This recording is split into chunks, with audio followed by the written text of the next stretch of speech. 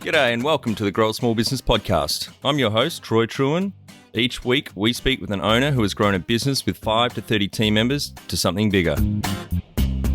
Diving into their numbers and unearthing the pain they've experienced, we explore what they did to overcome each barrier and what they would do differently from day one.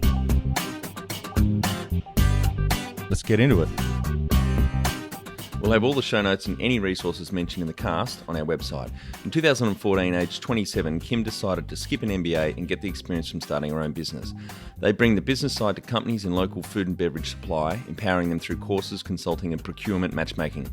Starting as the 1 FTE, Kim has grown the team to 4 and in the 6 years achieved an impressive 50% year-on-year increase in sales. They have a big focus on their existing customers as they are cheaper to land than new customers and constantly look for ways to build trust. Apart from a small business competition cash prize and minor bank loan, growth has been funded from profits. Felt they had succeeded when she hears a story come back to her about the impact the seeds they planted in a business owner's mind. Hardest thing about growing a small business is you may have dreams, hopes and visions for where you want to be, but you need to act in the present. Advice Kim would give herself on day one is, the vision you have is real and trust your gut. Welcome everyone. Today I'm interviewing Kim Bryden from Cureate in the beautiful Washington in the United States of America. Thanks for your time today, Kim. Thanks for having me. Let's start with how we know each other. Peter, our podcast editor in Kenya, has reached out to a few people in the last week or so, and you're one of the people that he's been able to convince to come on the cast and share your business journey with. I'm so pleased that he found me. Yeah, great. Well, maybe tell our audience a bit about your business, where it's located, what it does, how it makes money. Perfect. Yeah, so we're based in Washington, D.C., and ultimately, we're building an empowered food and beverage supply to meet the changing consumer demand. And it happens in 3 ways. The first way is our courses vertical, which is entrepreneurship education. So we often say, you make jam, but don't know how to run a jam business. You come to us. Yep. You might be very skilled in producing your product, but not necessarily know the business side. Yep. So that's that empowerment of the supply. So again, supply needs a demand channel, needs a sales channel. So that leads us to our second vertical, which is Connect, which is our procurement arm. So we embed as the local purchasing team at different large organizations to shift their dollars back into these small businesses. And then the last part of it is Consult, where oftentimes in these changing economic development landscapes, we have to rethink what it means to support small business, to really think about how our retail in a lot of cities aren't just big box multinational businesses, but are supporting small to mid-sized companies. Yep. So we get hired by cities to sort of rethink what this retail landscape could look like. Yep. So it really all works together in one big supply and demand ecosystem. Yep, great. Yeah, on the online courses you mentioned, we've done something similar with the Distillers Institute we launched 3 months ago with some business partners of mine. Because we saw a gap in that market or a need for, there's a good online course which will teach you, and an in-person course as well for the Institute of Brewers and Distillers, where you learn how to make great spirit, the product. But we felt it's quite weak around everything else around starting a distillery or a business, the marketing, the financial modeling, management, etc. So it sounds similar. Exactly. Yeah. Exactly. And so we might look at consumer packaged goods like beef jerky or a cookie or something like that. But we also help people who are restaurateurs or caterers if they're trying to expand or even diversify their revenue streams. Maybe even that restaurateur wants to think about creating a hummus based on their best hummus dish at the restaurant.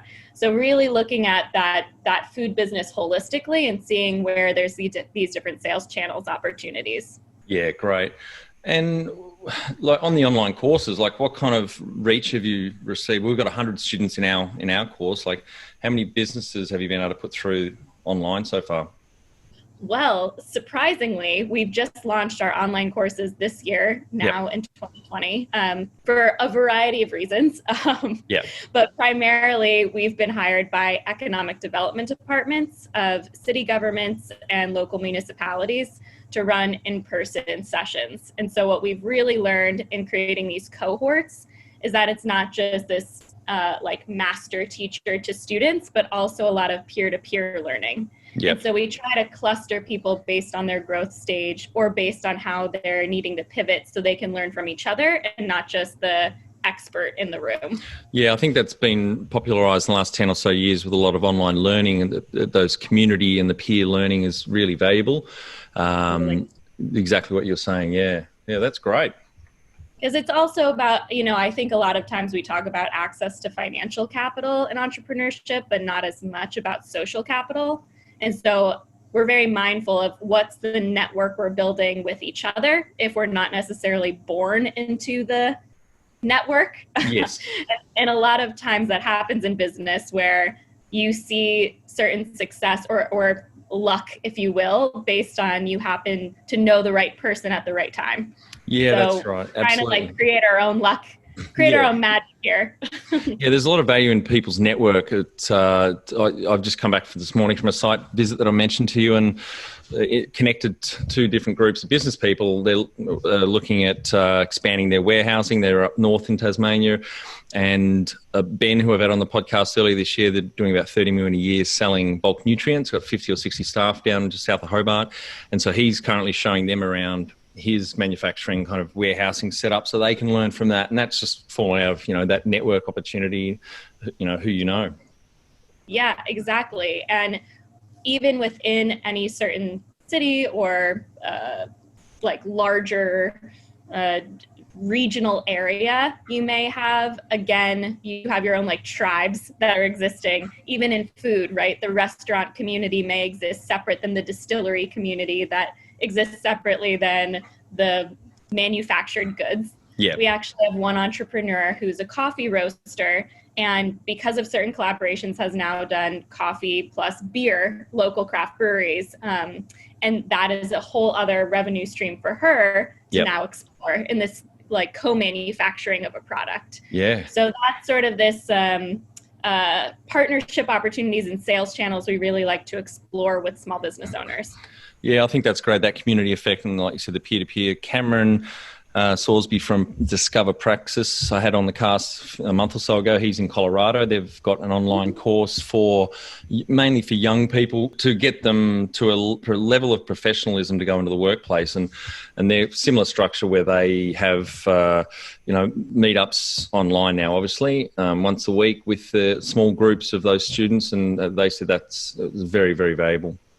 Yeah, we're graduating a cohort in a month, and we actually are culminating with a pitch competition where we're giving away $20,000 in cash prizes. So wow.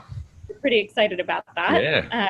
And we also have a virtual vendor fair, obviously virtual for certain reasons, but where we invite potential buyers to then buy from these students. And this again sort of leads into that next part of the business, which is connect, which is now if that larger organization, think university, hospital, convention center, if they want to be buying from more than one entrepreneur, it can get very tedious for them because they don't want to have to go one by one to every single business. And so that's why we act as that prime supplier, if you will, and become their local purchasing team. So they only have to place one order and pay one account, which is us. But then they get access to all of these local small business products. Yeah, great.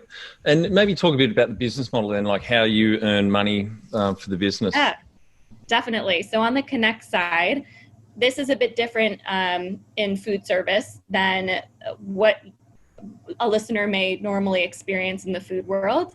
Oftentimes, you may have a food broker that is representing a certain product, and once you place that product on a shelf, you get a commission for putting that product on the shelf. Yep. So that's not a sales strategy that I particularly love because you might be pushing something that no one wants to buy. Yep. And so we instead, our customer is the buyer. Yep. And so we're doing an inventory assessment to say, okay, where in your operation could we price comparably find something that comes from a business of your community instead of, say, a larger multinational chain. Yep. And so the buyer is paying a marketplace transaction fee per each purchase order. So as our sales grow, then obviously the percentage coming back to us grows. Yep. And so that's the sales side of our business model. And then on the courses side and consulting side, that of course is an hourly rate or a fixed project rate. Yep. So our cost of goods there is solely labor costs, whereas on the purchasing side, it's cost of goods plus labor. Yep. Got it. Great. And one has the, I would say on the procurement, what's interesting about having this duality of diversified revenue streams. One has more potential for exponential growth. Mm-hmm. The other has higher margins. Yep. And in the now times with lots of things shifting in our world, people have advised me back in the day to double down on either or, yep, not both. And I actually want to say out loud and push back to all those people that it actually has proven to be very important to have both, because you don't know which way the chips may land. And so I've actually been really happy that we, from a very, early stage, decided to grow both in a product and services capacity. Yeah, great. Yeah. Well, tell us about how you started out. What year did you start? How old were you in that year as well? Give some context. And how did it all begin? Oh man, started 2014. So I guess that is 6 years ago. Yeah. Yep. And mm-hmm. I was 27. Wow. And so, here we are, early 30s. Boom.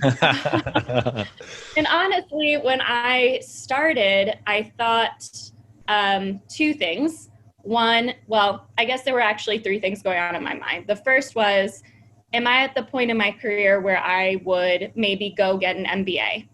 And I thought, well, maybe starting a business is cheaper than getting an MBA. Absolutely. Let's give it a go. That was factor number one. Number two is I had already worked in the food and beverage industry years prior for leading up to this shift. And I had already seen this problem very clearly in all of the sectors. I worked in food and beverage from a government perspective, Fortune 500 retail management, and like food tech startup. Yep. And I had just seen over and over again this like fundamental lack of knowledge on the business side of running a food business. So I already knew there was a there. And then the last part, to be honest, I thought, okay, starting a small business could take between 5 to 7 to 10 years to see some sort of profitability, or at least a lifestyle that you want to be leading. And I really want to be a mom, and I really want to be in control of my own time and agency and ownership of my time. Yep. And so I did that. I thank my past self or my potential future self. Yep. I do not have any children at this exact moment, but my future self will be, I hope, pleased with my current 33-year-old self. Yeah, that's interesting, Kim. It's one of the big reasons why I went into small business myself 20 years ago. It's so I could have the flexibility to grow up with my kids. I've only got one at the moment, but she's just turned 7, and I really enjoy that, revel that time. The weeks I've got her, I do make sure I do school drop off and pick up, and that flexibility. I think, especially now as we're still in COVID, I think a lot of people have woken up to the preciousness of time and friendships and relationships, and I think that's going to be even more important. Do I have a lot to say about the concept of time. Mm-hmm. Yes. And how people also use time as like a power move sometimes, where it's like, oh, I'm just so busy. Yeah. And so it's this power over move. But I couldn't agree more. I think me starting really had a lot to do with me valuing my time as perhaps even a bigger KPI, if you will, than money sometimes. Yeah, absolutely. It's our most precious resource. It's finite. It's not easily renewable. It's not renewable. So time, I think a lot of people miss that they get it. A lot of people do get it eventually, but I was certainly suffered from it. I was working 100-hour weeks, sleeping under my desk, and damaged a lot of relationships at the time, and was very, very tired and grumpy.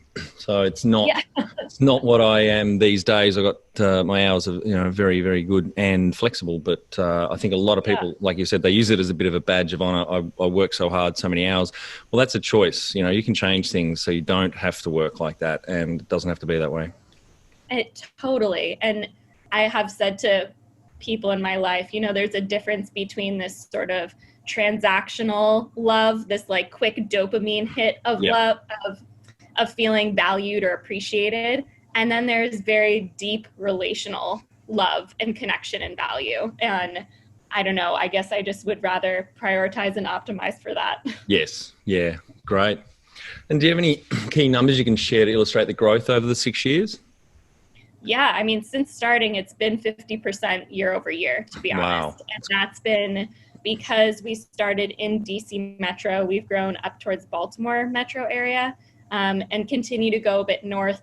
I hope people will know what I'm talking about, but Frederick, Maryland is next. It's all of these smaller cities between Baltimore and Philadelphia, essentially.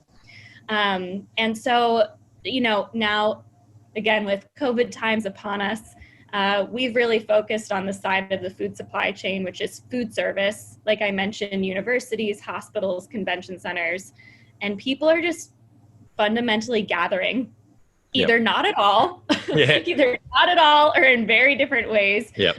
Other food supply chain would be, say, grocery. Yep. And grocery is not where we focus, mostly because I'm actually a grocery expat myself. And I find that a lot of players in that space, like the big getting bigger, and can be very pay to play. And so anyways, looking back on that food service side, some things that I've been really eager and hopeful for, I do not think hot bars are going to come back anytime soon, or like large catering displays and like charcuterie platters. No.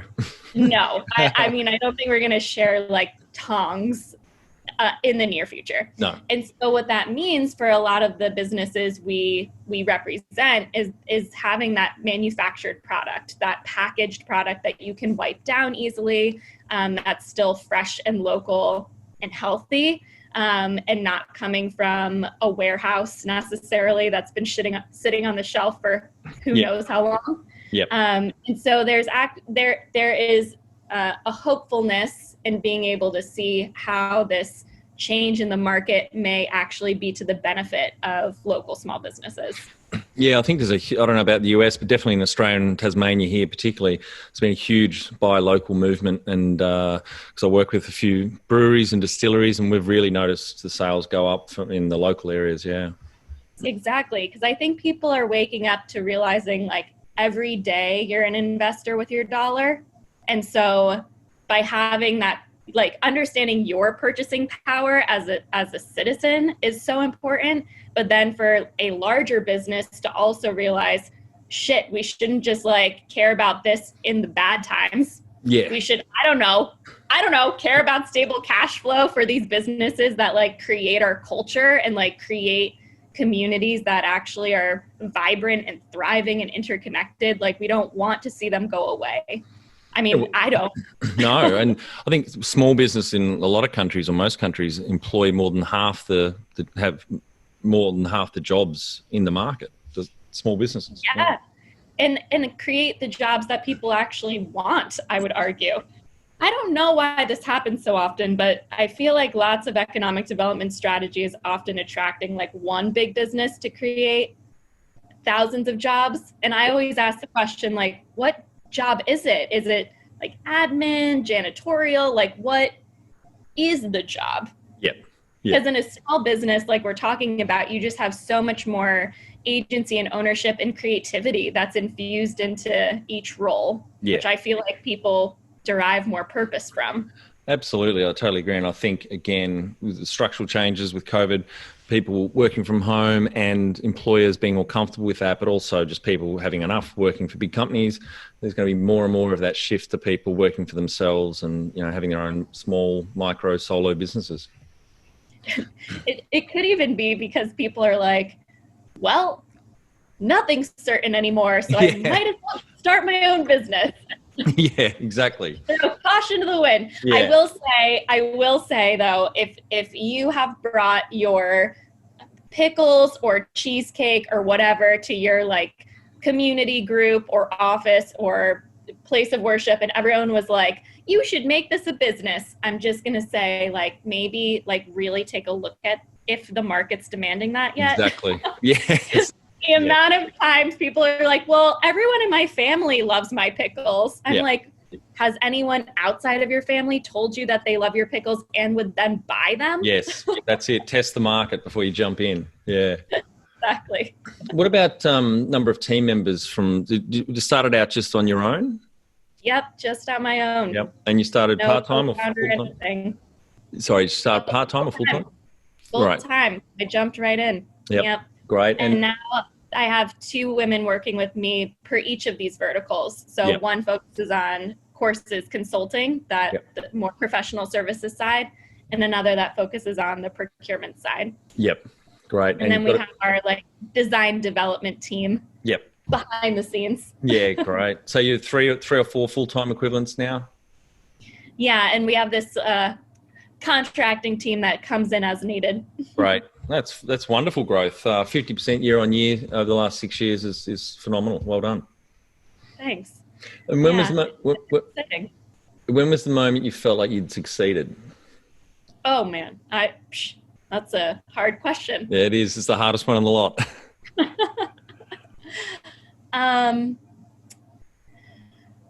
The time I felt like I succeeded. I think when I hear a story come back to me years later about how do I frame this appropriately? I find that when you have a monumental moment in your life, perhaps a wedding or even a funeral, people come out and finally share these moments that have touched their lives. Yeah. And I would like to live where we don't just wait for those supposed celebrations to hear that. Yeah. And so I am always the most appreciative and grateful. An entrepreneur I may have worked with in 2015 coming back to me now in 2020 and saying, because these seeds were planted 5 years ago, this is the growth I've experienced. And it has to do with that meeting we had at that moment, and is specifically pointing to it as that catalyst of change. Yeah. And the more I can hear those stories and being again of and from these communities and seeing that evolve over time, it's a very different feeling than having, unicorn growth, if you will, where you're just like scaling for scale's sake to be acquired. That's a very different metric, than what I'm saying around how I brought up before, like this deep relational aspect. And that makes me feel the most successful, if you will. Yeah, great. And that's the next question. What does success look like to you? Is it that, or is it something different? This is something I actually even ask the entrepreneurs we work with all the time, because if you're going to go on this crazy journey, yes, you might as well define, what success means to you, and not based on what, say, like the media is telling you it should look like. And so I guess back to my like 27-year-old self, it's really like the more I can define what time means to me and the ownership of my time, that's one of my main metrics. And I think impact for me means those stories, right? Do you feel more confident that you can succeed in whatever market because of these new access to resources or access to sales opportunities? Did we have a hand in helping facilitate that?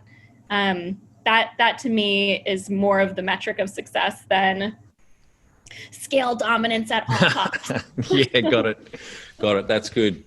And what's the number one thing you'd recommend to marketing a fast-growing business? Marketing one? Yeah. I would say a lot of times people think about, I'm going to relate this to food companies, and hopefully other industries will pick up on what I'm putting down. But let's say you were going to go the grocery route and you had a bottled beverage. You may try to get it in as many outlets as possible, and your whole business development strategy is more and more and more accounts. And then because that's your focus, you then lose track of the accounts you've won. And so maybe you've won an account, your product's there, but you stopped paying attention to it. And so now you're at jeopardy of losing that account because you haven't paid attention to the product velocity, the movement of your product off the shelf. And so I would just suggest to any fast-growing company not to neglect those who are already your customers in the pursuit of finding new ones, because it's much harder to acquire a new than it is to like retain and like build upon someone you already have. Absolutely. I actually interviewed my father yesterday on the cast, and he said exactly the same thing, that they doubled down on their existing clients at one stage. They didn't go for more growth of new clients because it's exactly right. It's much cheaper to get more out of your existing clients and retain them than it is to go searching for new ones. So I think that's great advice. It's like even just keep on having these callbacks here, but it's like having more and more of that relational and trust built between you and the people you've already have in your sphere, as opposed to just saying, well, we have X amount more locations. It's like, well, if you're only selling 1 to 7 products a week at each one of those things, not as cool of a metric. Yeah, no, I agree. Do you use the Net Promoter Score at all? So at the end of each year for our buyer partners, we do an impact assessment report card. Yep. Part of that is doing an NPS with them.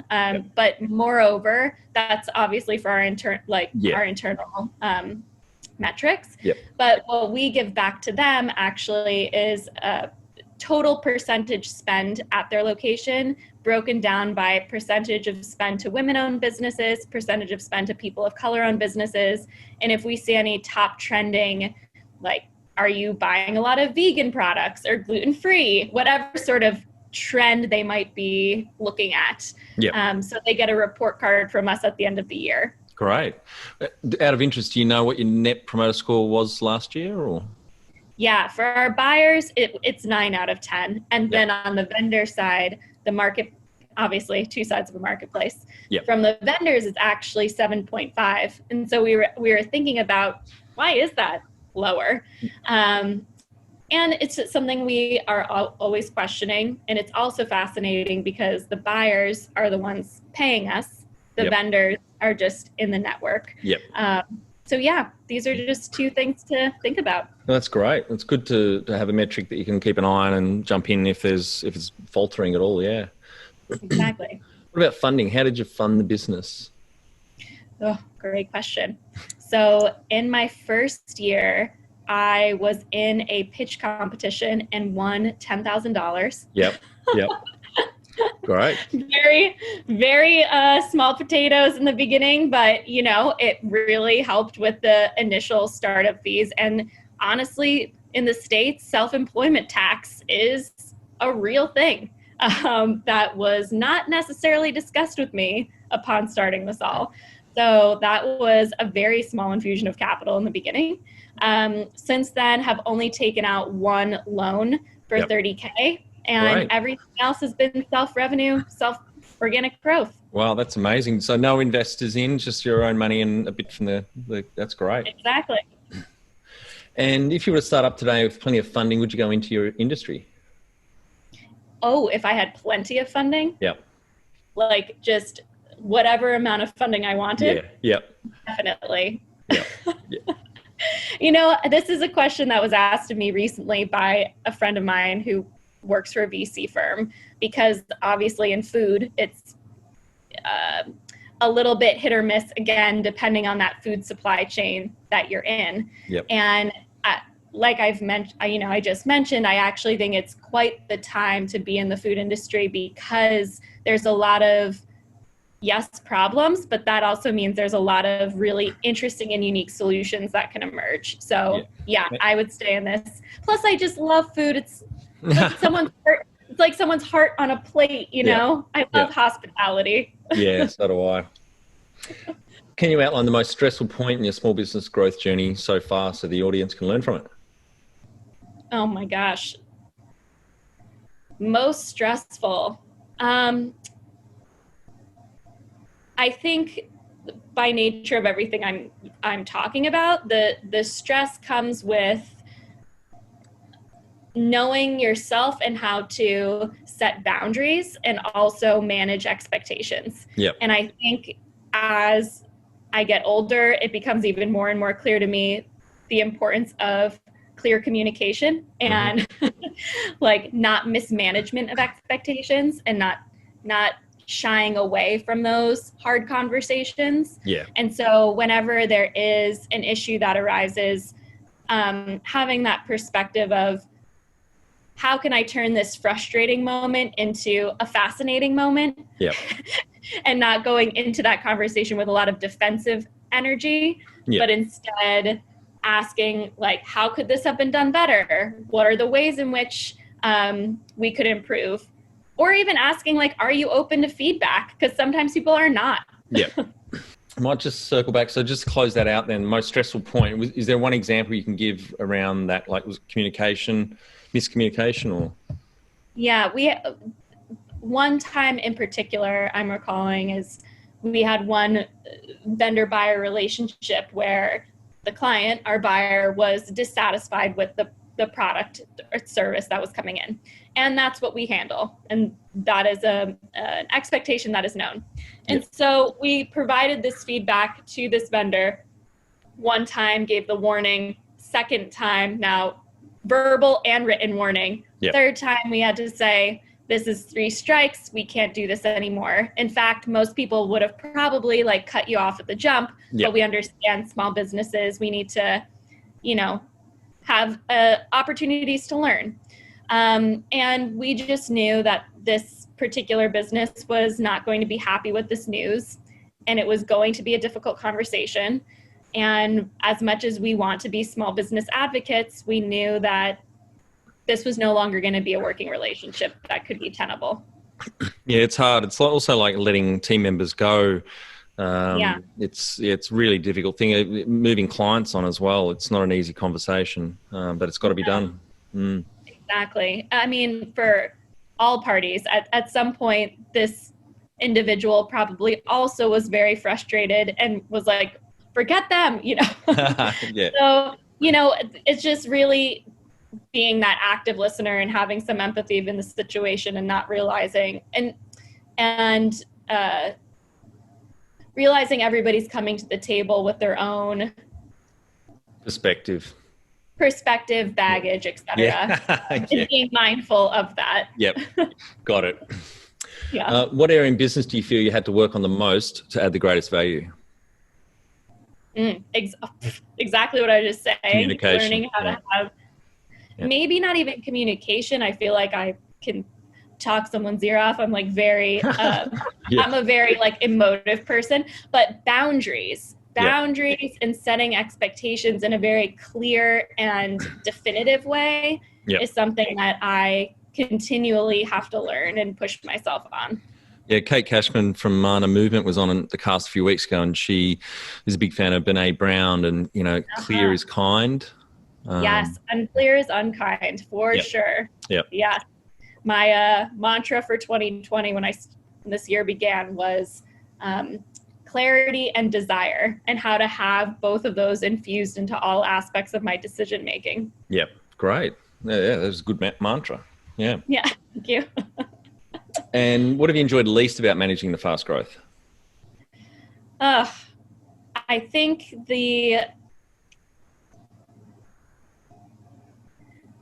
because fundamentally we are a B2B to C, but B2B business. Yep.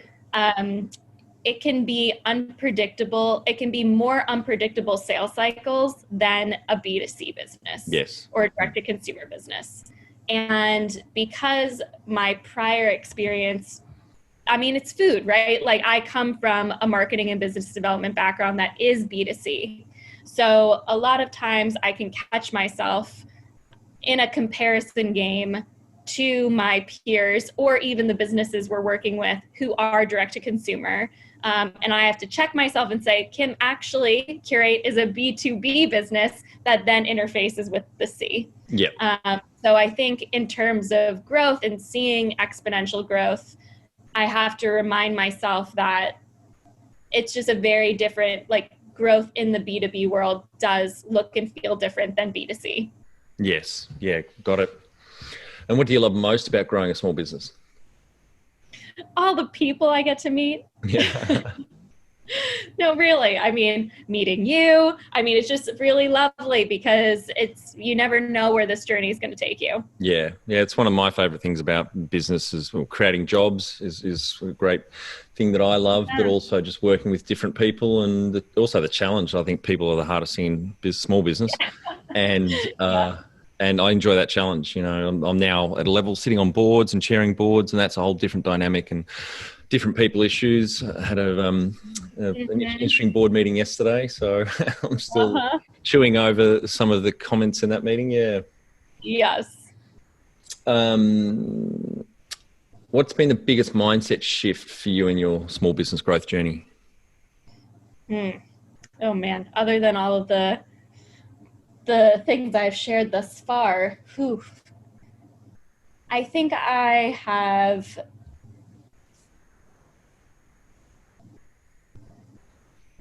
related a lot of who I am as a person to the business. And at some point in this growth trajectory, you have to remind yourself that you are also not your business and you have like worth and value and outside of work. Yeah.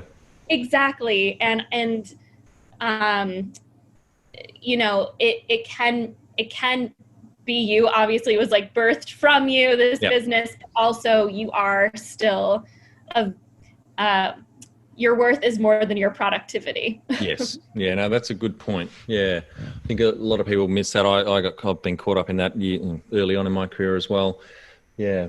What's the number one habit you think a small business owner needs to develop and maintain?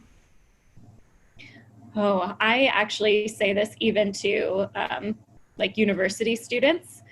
I tell people that to really develop becoming like an expert generalist, because you don't know what sort of networking room human you might run into, and not even in your industry.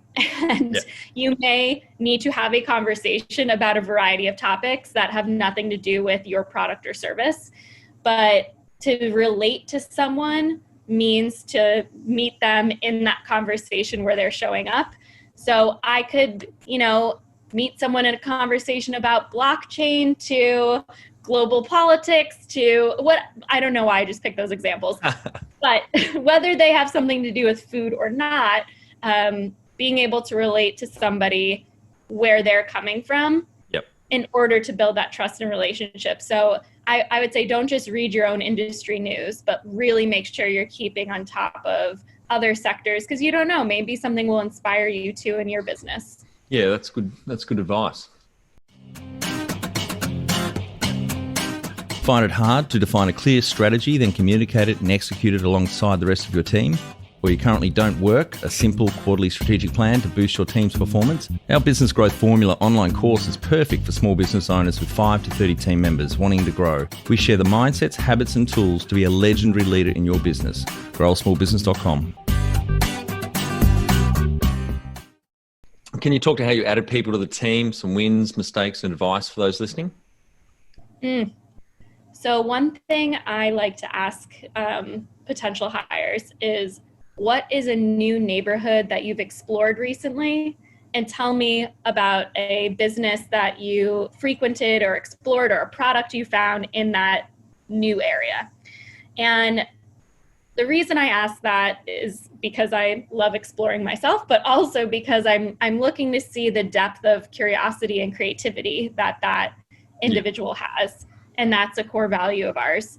And so I would just suggest anybody coming up with their own set of interview questions or looking to bring people on, think about the values you want to instill in that culture, in the culture you're developing. And it might not be as straightforward, like, tell me your strengths. What are your weaknesses, right? Yeah. People can make that up. So what are different activities or other means to get the information that you actually want in the qualities of the person. Yeah, no, I think that's a really good way to approach it. If they've got a genuine interest or passion in something that the business values, then yeah, it's going to be much better alignment and engagement. There's also the airport test. Do you know that one? No, do tell. If you were stranded in an airport for more than 5 hours, would you want to be with that person? That's a good one. I don't know if I could answer yes to most of my friends on that one. Yeah, it's sort of like, you're going to go through a lot of shit and ups and downs with people. And so, you want to make sure at some degree you like the person. Yeah, that's good. I can't remember who early on in the cast said it, but yeah, you want to hire people you like because you're going to be spending a lot of time with them. Exactly. And you're going to have those tough conversations and have days. I mean, I know I have, especially this year, days where I'm like, I cannot take on any more on my plate. Yep. And therefore these things need to be delegated off my plate for whatever reason. And there has to be that understanding and not indignation. Yes. Yeah, absolutely. And what are some things you recommend to building a sustainable and kick-ass culture to help with that growth? So we actually had an emotional intelligence coach come work with us on how to give and receive feedback in a constructive way.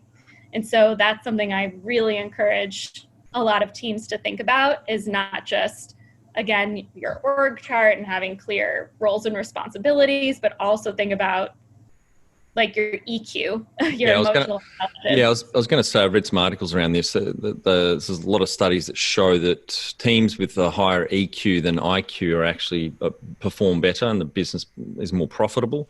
And I think that's a really important point, your emotional intelligence or EQ, but also that word feedback. It's such an important mechanism to have in a team as a line manager to your direct reports and even to peers, to have that clear communication so things don't build up and fester and, someone explodes or, just gets shitty. Exactly. And also understanding the intent behind that feedback. Yep.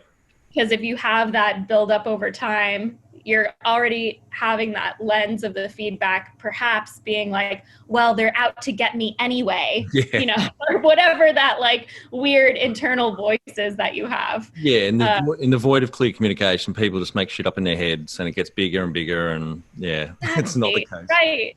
It's so much like dating, right? You just want to know what's going on. Yeah, that's right. That's right. It's all the same. Yes. How much professional development have you invested in yourself? Books, podcasts, courses, training, conferences and things? Oh my goodness. I don't even know that I can properly measure this. Yeah. I feel like on a daily basis, I'm consuming content to continually learn. Yeah. I mean, it's maybe that's my favorite part of running a business. I love learning. Yeah.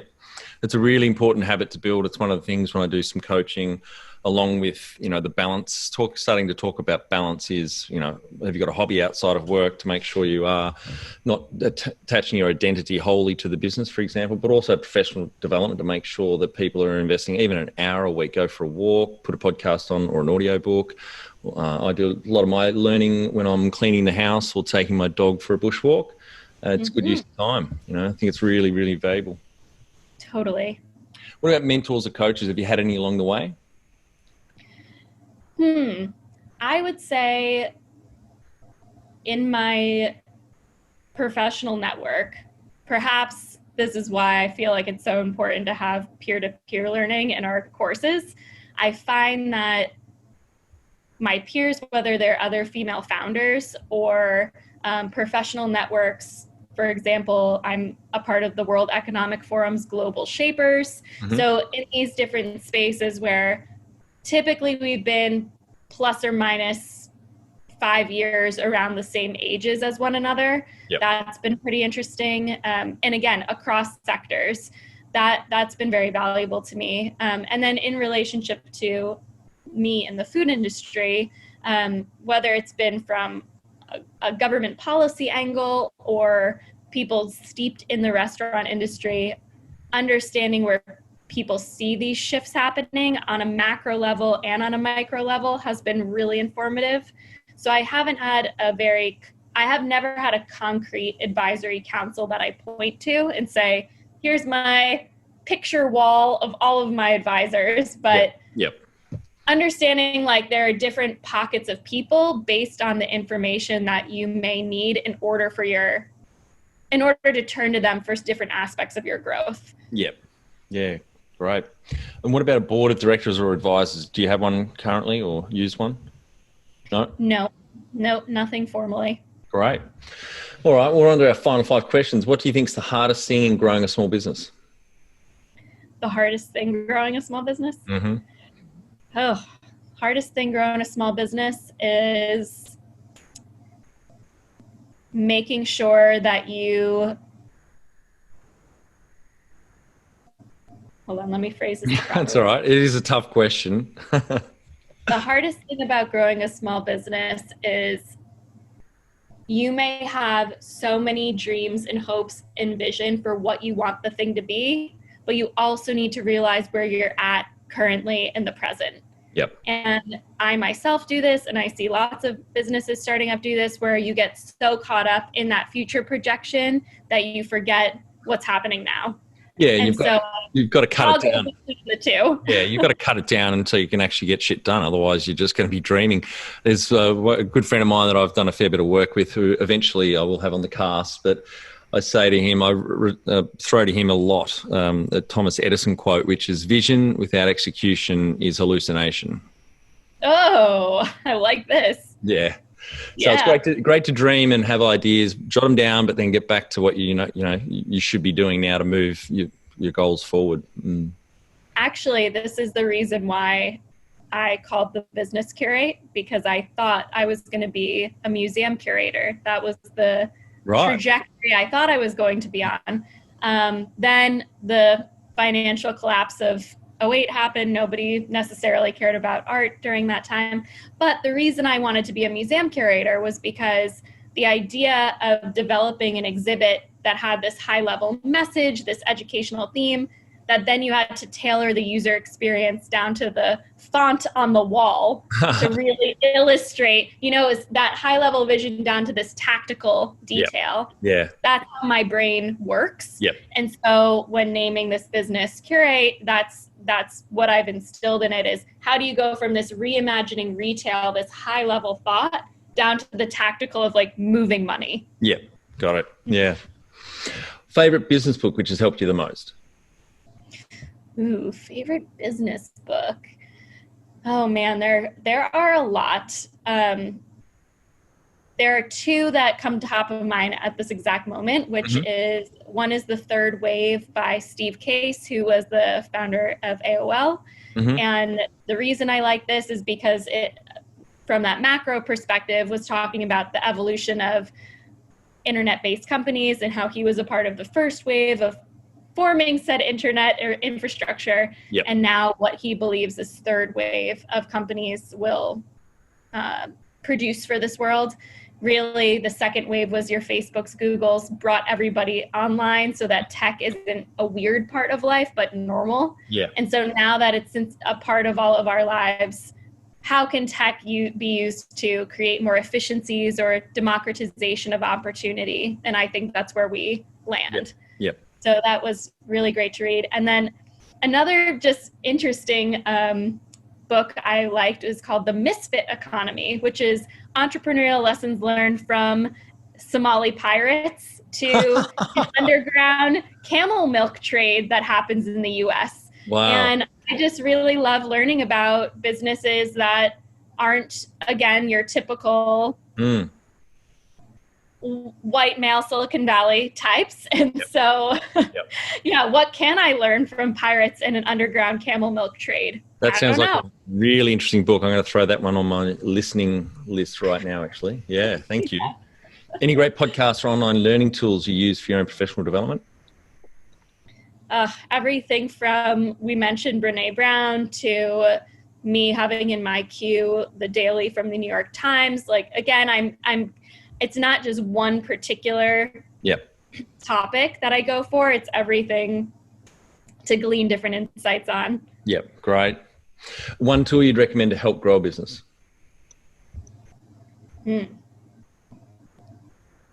tool, Slack. I mean, shoot, I use Slack all of the time. Is that what you mean by tool? Well, it can be anything really. Someone's answered before a great accountant. Yep. Okay, yeah. Yeah. So it can be anything. It's just one thing that's, really helps. A tool that has been very helpful, I would say having a lawyer that understands your business. Yep. And also Slack. Yeah, good. Final and my favorite question. What would you tell yourself on day one of starting out back in 2014, age 27? I would tell myself that the vision you have is real and to trust your gut, because there's going to be a lot of roadblocks or challenges thrown in your way, but that core vision you have is very steadfast because it's what you believe in and what you want the world to look like. It's what you want a new economic order to look like. So always return back to that center and that core, because there are going to be a lot of things personally and global pandemic wise that may throw wrenches in your plan, but you are adaptable and resilient. That's what I tell myself. Great. Well, it sounds like you're very clear on your purpose and you've got great alignment with that and your team as well. And it's phenomenal success already. I think 50% growth year on year is amazing. So I look forward to maybe checking back in a year or two and see where the team's at and how you've gone. 2022. That's right. Bring it on. I feel like 21. We're gonna have to maybe call it a wash. We're unsure. Yep. Yeah. 22. Yep. Let's circle back. All right. That sounds good. Well, thanks. Thanks for your time today, Kim. I think the audience will get a shit ton of value out of what you've shared with us. You've obviously got great passion for your business, what you do, and you're changing small businesses in the food and beverage sector, which is a wonderful thing, a wonderful cause to be pursuing. Thank you so much. That's it. Thanks for listening. Please leave a review in iTunes or whatever platform you listen to us on. It means more small business owners will find our cast and help people with their business growth journey.